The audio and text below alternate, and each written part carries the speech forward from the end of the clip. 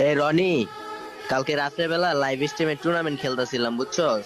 তো সেইখানে দেখলাম তোর এক্সপায়ার গিল্ডেরও একটা স্কোয়াড ছিল। তো ম্যাচে যাওয়ার পরে তোর গিল্ডের স্কোয়াডটা বারবার সবাইকে মাইরা দিতেছিল। প্লাস আমার নিজের স্কোয়াডটাও তোর স্কোয়াডের কাছে অনেক বাজেভাবে মাইর খাইছে। তারপর আমাদের টিম ওয়েপ আউট হয়ে যাওয়ার পর আমরা যখন লাইভ স্ট্রিমে যাই তখন দেখি তোর স্কোয়াডটারে সবাই হ্যাকার বলতাছিল।